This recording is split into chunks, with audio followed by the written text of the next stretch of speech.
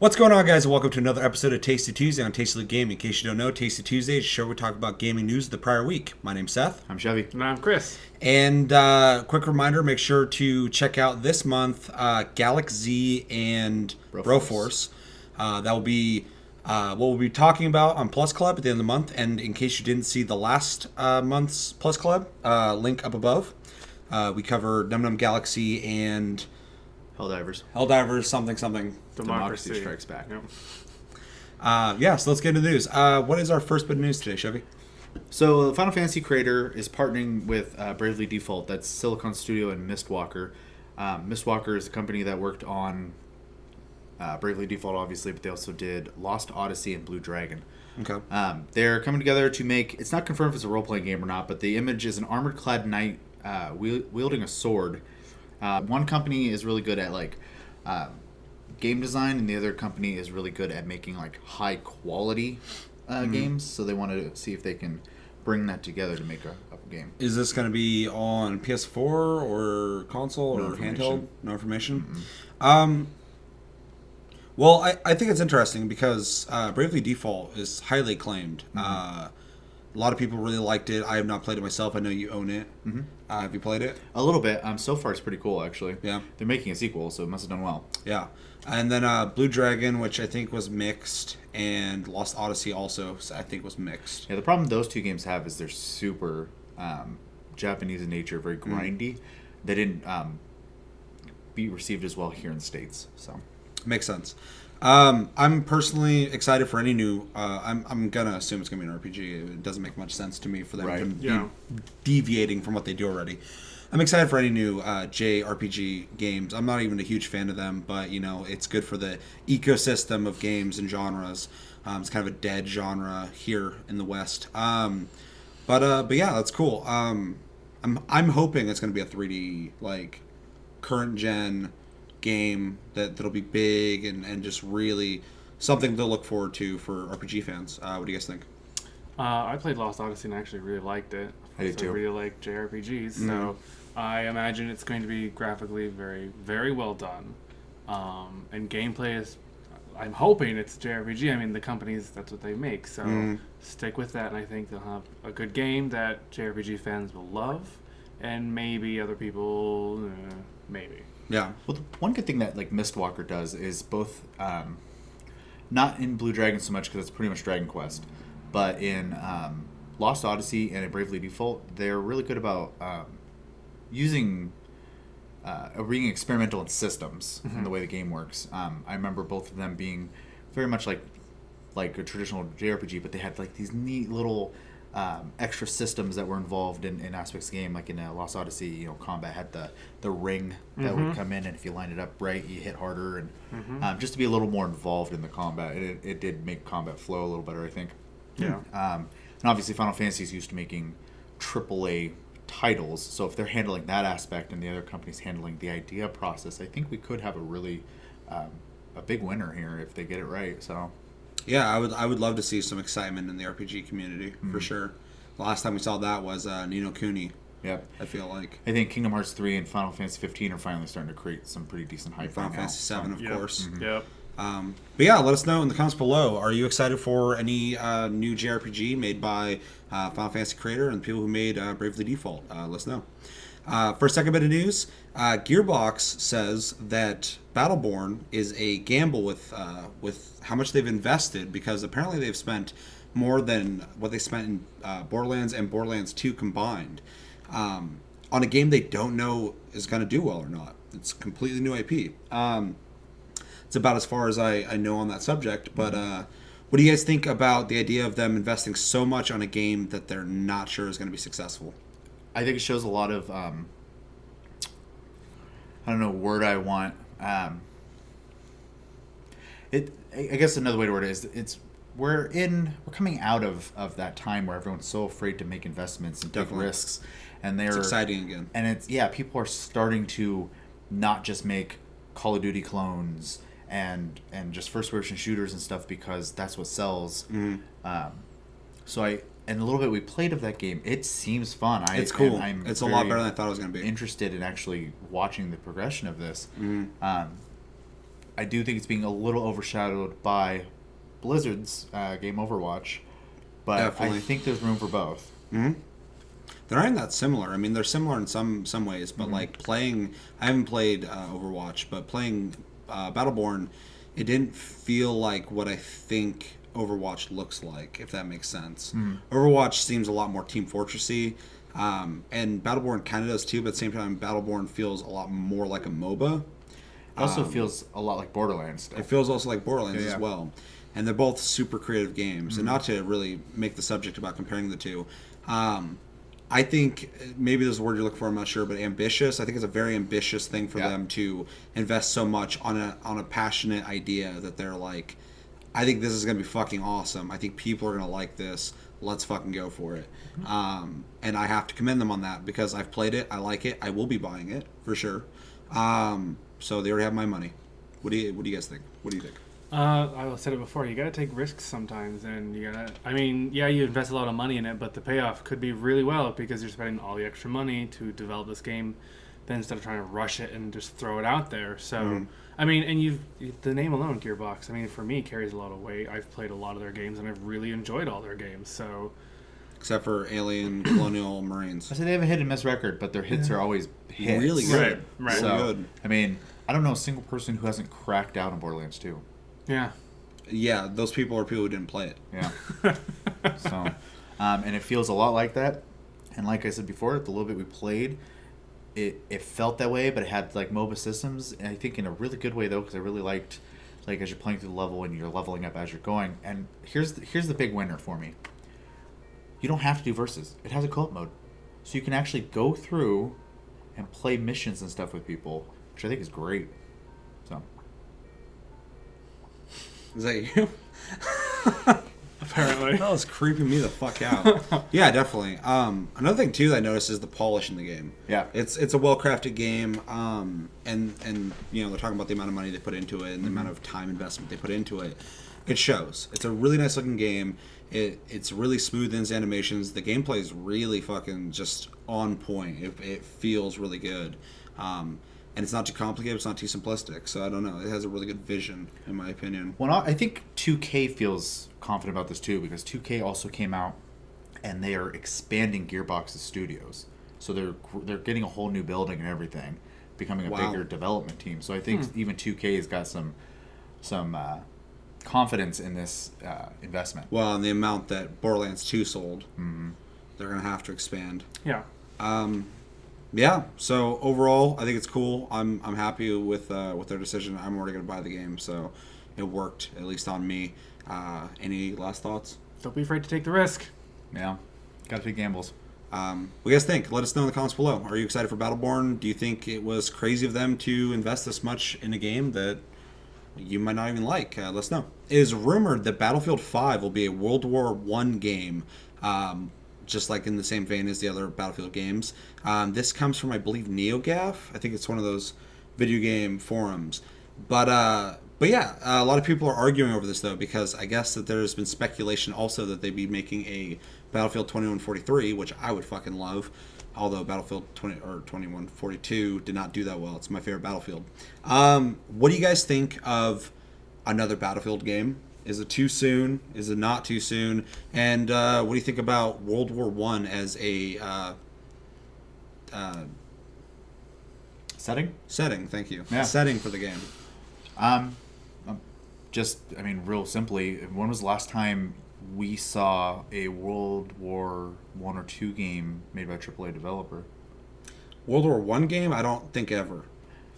So- Verdun came out on Steam, but I mean, that's about it. So, I mean, you have a huge company making a modern day graphics and system-based World War I game. I think this could be a lot of fun, actually. Yeah. I mean, I'm not a huge history guy, but... I would say, as a huge history buff, the idea is exciting, but at the same time, if you don't do it correctly, it can backfire, because World War I is a limited time in warfare, and you can talk about that in history all you want, but when you talk about gameplay mechanics, the idea of having single-fire rifles and essentially turrets, automated machine guns for trenches, stuff like that, trench warfare, you're gonna have to get really creative on how you can keep people compelled with that. For me, I think it'd be awesome. I would love to see that. I think it's a really interesting time in Warfare. But they're gonna have to get creative with it, because I don't think that there's enough there for people who are not as easily excited by that prospect in history. So I've never been into those kind of games. I mean, I know a lot of people are, but for me at this point, it's like beating a dead horse. yeah, it just feels like another Battlefield coming out. It's just different skins, different guns, same Well, game. and that's one thing I'm apprehensive about is the last couple of Battlefields have felt like just reskinned Battlefield, which isn't necessarily a horrible thing, but it does make me less excited about them. I played 4, I liked it, but it was 3.5, and then Hardline I thought was a fun idea, but it felt like a reskinned mod for 3. So if it's on a new engine, that'd be cool, but doubt it. I don't think it's going to be. They're trying to keep up with or Call of Duty. I think Frostbite's here for a while. Exactly. Well, the engine's really good, but yeah, they're going to have to increase it in some way, because it's going to get old. But the inner history buff in me is excited if this is true. I'd be more excited, though, if it was 2143. I don't know. I think, like you said, if done right, I think it could be a lot of fun, because we're so used to the hyper nature of Warfare games. Even like the Battlefield 3 and 4, though slower pace than like a Twitch shooter like Call of Duty, it's still, pretty quick pace, especially like when you're in there. In a case like this, like you said, trench warfare. This will slow things down single-shot quite a bit. weapons. It will. I might actually be interested in something like this, because I do prefer a slower gameplay usually in when it comes to shooters. Well, and when I talk about creativity in this game, I mean, it'd be really interesting to see if they put like work into like smoke physics and gas physics, because mustard gas was a huge thing that was used during that time. Yeah. So to be able to fill trenches with gas and stuff like that would be horrifying. Yeah. And also the whole, no man's land, like fucking flat areas where no one is, because if you get up there, someone's going to the only machine guns that exist at that time will mow you down. Yep. Like, it was a whole new time in warfare. It'd be really interesting to check out. But at the same time, trench warfare could only be so interesting after a while. Right. Of course, they'd have other scenarios as well, but that would have to be a staple, because it was such a big deal back then. But overall, I'm cautiously excited for any new Battlefield, but I'm not freaking the fuck out. No, but I think if anyone is capable of doing it, I think DICE without any restrictions from EA can do it. So Definitely. Let us know in the comments below. Are you excited for a new Battlefield at all? And if so, are you excited for a World War I Battlefield or a futuristic 2143 Battlefield? Let us know.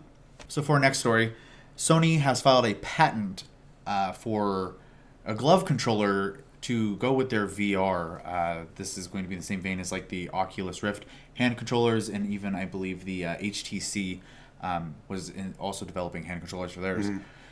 Originally, they were using the wands in a lot of the tech videos and stuff like that you saw with the PSVR, and in the patent drawings, you see like this almost like bracelet thing with pieces that go down the fingers and then the glowing ball on the top of the wrist. What do you guys think? And when it comes to VR, we keep saying the same thing over and over again. It makes sense. Yeah. Everybody else is doing it. You got to do it. This is the future of gaming. This isn't like 3D televisions. Let's see if they like it. This is the holy grail of gaming. People want to be in VR games, and they're already there. They already have the VR headset. Everybody else is making the handsets. They got to do the same thing.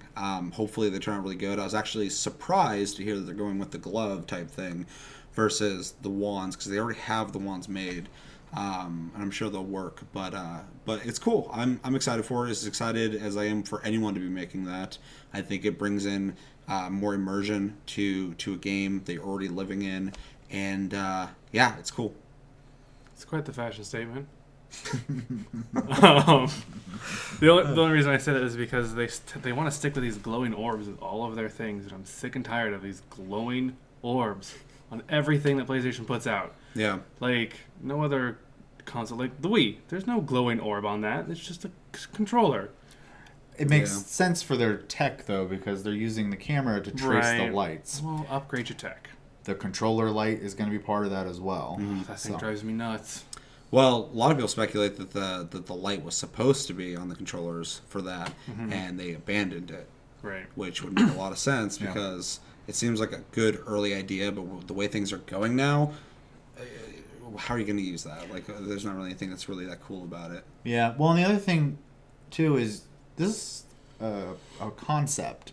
So the orb may not be there in the final product. I mean, look at how sleek the PSVR looks. I think definitely the better it's one of the looking. nicest looking headsets out of all the VR ones. Yeah. I think the Oculus will function better. Yeah. But the PSVR looks amazing. It's very sci-fi looking. Very cool looking. Yeah. It'd be really weird if you had this really sweet headset and these really dumb gloves. I don't see them doing that. I really don't. Yeah.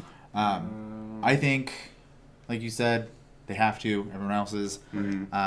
I like the idea of the glove idea. I don't like the idea of the giant thing on top of your wrist. I'm with you on that. But Google pom-pom. if that's just to get the tech working and then they actually build the light into the top of the controller or something like that, whatever. You're not going to see it anyways. You got a visor on, right? Right. So I'm really curious though, because a lot of people when they're making these peripherals are like hand things like this that track your movement and have joysticks and buttons.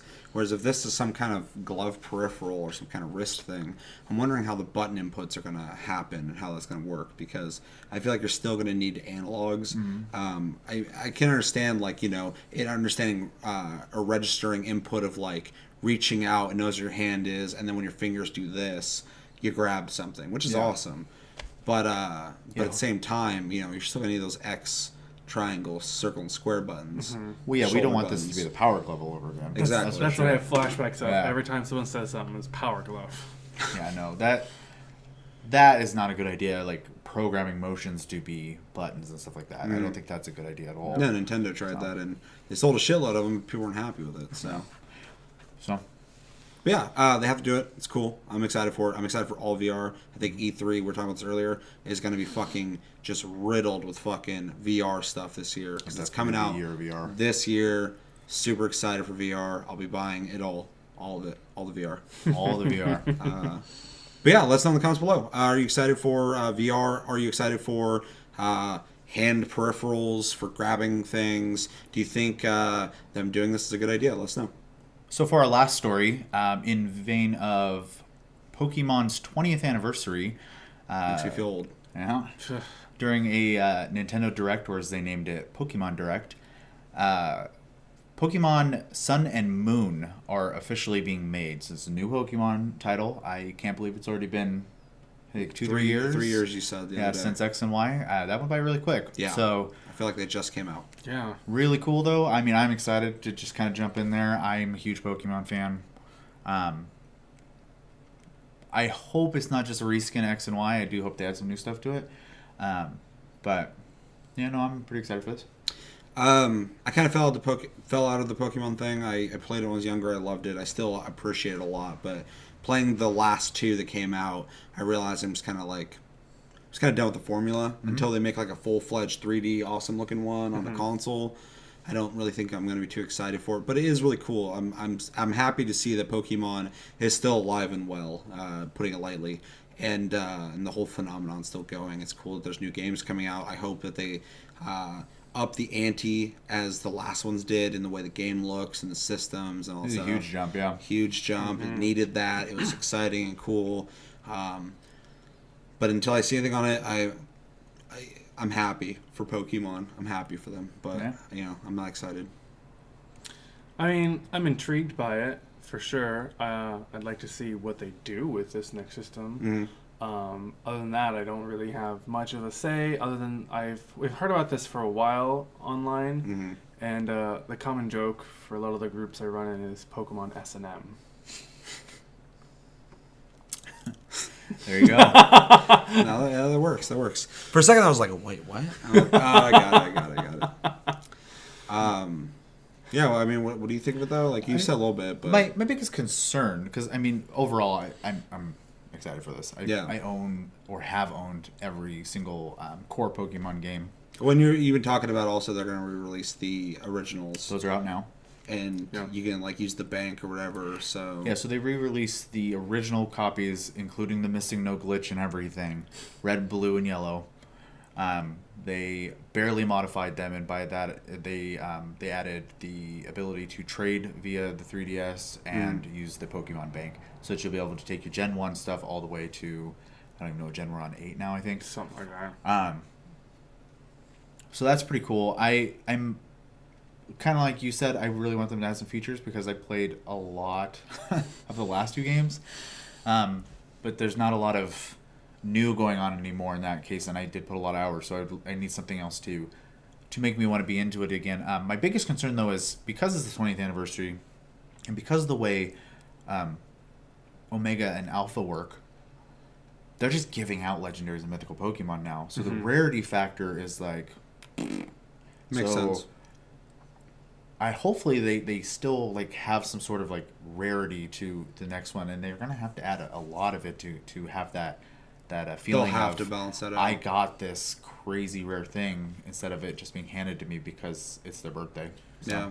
Well, and how many Pokemon are they going to bring into this game, too? I mean, they've just been cycling. I mean, yeah, there's like, 700 Pokemon now? 700 something. They usually add 100 something. Right, Every time so a new game comes out. I would like to see a Pokemon game that adds entirely new Pokemon to it. Like, yeah, granted, some of my favorite Pokemon are from Gen 1, but just, like, give us something new, something, like, fresh, something just not a... You mean, like, release a new one and wipe the slate clean, just have a whole new batch of them? No, just, like, I mean, you can keep the older ones, but just don't bring them into this game. Like, you can transfer them over, but don't make them present. As, Don't like, make them part of the gameplay. Yeah. So, like, on, like, a whole new continent or something like that? Yeah. Yeah, Bring another makes sense. brand new 151 Pokemon exclusive to this game. It's a shitload. In these realms of Pokemon, they have fucking garbage Pokemon. Like, Yeah. literal garbage Pokemon. Yeah. So yeah, I mean, as far as like you said, the fresh, like keeping the game fresh or doing something big and exciting, they are getting to the point where they're gonna have to, because it is, even for someone like me who like I can go back and play them over and over again, the formula is going to get stale very quickly if they don't add a lot of new elements to it. So that's, I mean, other than that, I'm with you. I want to see it on a console as well, Definitely. I think everybody does. or an I'm MMO. really surprised we haven't seen this yet. MMO would absolutely work too. And yeah, if that happened, I'd be super excited because I love the format. I love the formula of the game. I'm just fatigued by it. Been doing it for a long time, so. I got a fun one for you. Because they're already doing the augmented reality, right, with Pokemon Go?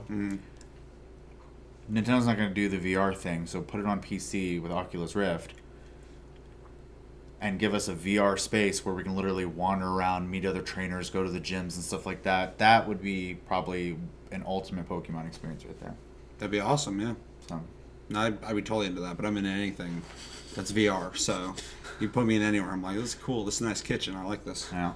Just Sync imagine work? a bunch of adults and a few children with VR just running into each other. I need that Pokemon! Smack! Yeah, that'd be scary when you're playing a game like that with a bunch of people. Everybody's out in the field, like, throwing fucking balls at one fucking Pokemon, just stoning it to death. Like, Jesus. Let us know in the comments below, though. Are you excited for the new Pokemon games? Do you still play Pokemon? Or have you fallen out of it? Let us know. But that's going to do it for this episode of Tasty Tuesday on Tasty Loot Gaming. As always, thank you for watching. Make sure to like and subscribe if you enjoyed this episode. And check out one of our many episodes we've done before. Check us out on Tumblr, Twitter, Tasty Loot Gaming. Check us out on Twitch, Sleep Division. And as always, my name's Seth. I'm Chevy. And I'm Chris. And until the next episode, guys, we'll see you later. Take it easy.